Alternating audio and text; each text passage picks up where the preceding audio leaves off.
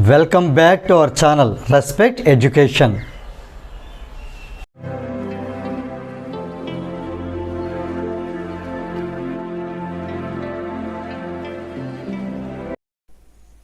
ఈ వీడియోలో మనం ఎక్సర్సైజ్ 11Bలో క్వశ్చన్ నెంబర్ 14 ఎలా సాల్వ్ చేయాలో నేర్చుకోబోతున్నాం.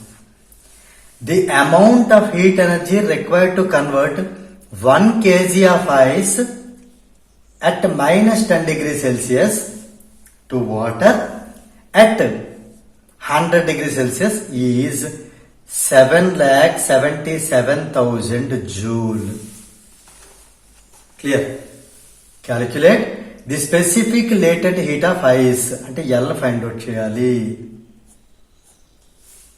Specific heat capacity of ice అంటే C of ice is 2100 joule per kg Kelvin.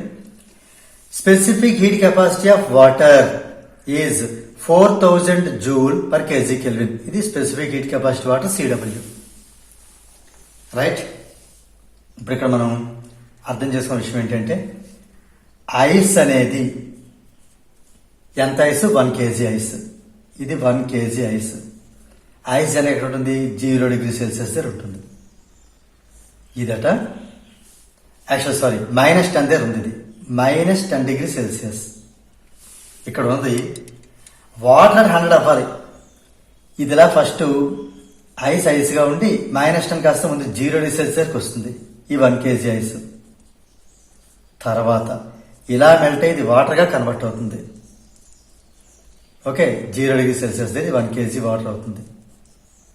ఇక్కడి నుంచి పాజిటివ్ గా వెళ్ళి ఈ వాటర్ 100 డిగ్రీ సెంటిగ్రేడ్ అక్కడ 1 kg వాటర్ అలా బాయిల్ అవడం అవుతుంది.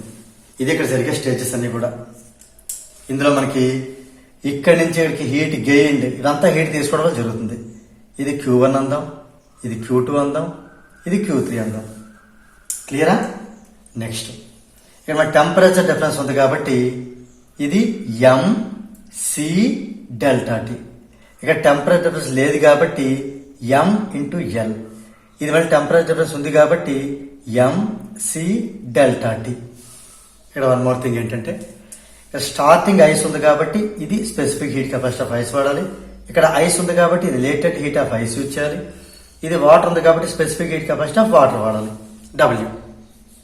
క్లియరా? ఇక్కడ మనకి in this case total heat ఎంత మనకి? Q కావాలి అంటే Q1 + Q2 + Q3.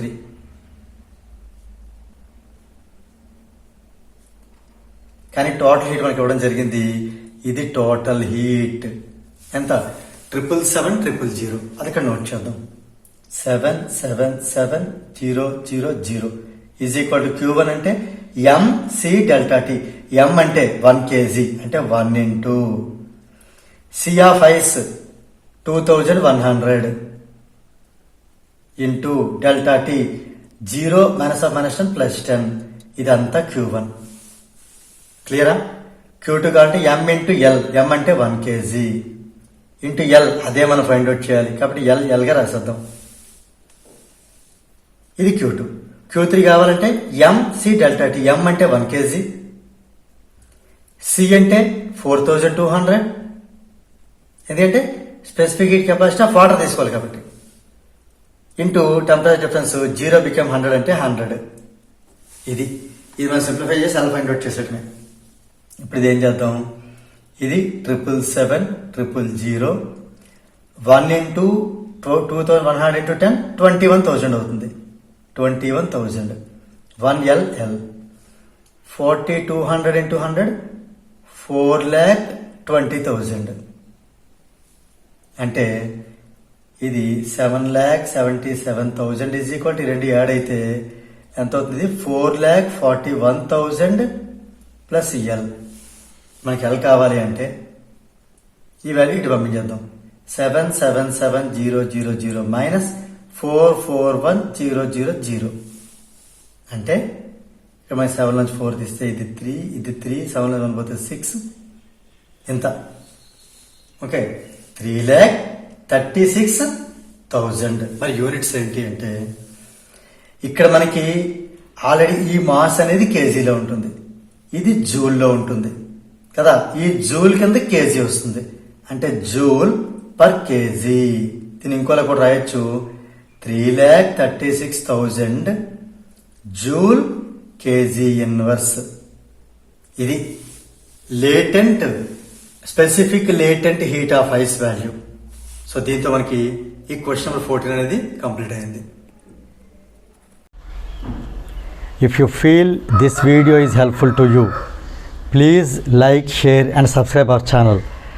And please do not forget to press the bell button so that you will get the notifications from our channel. Thank you very much.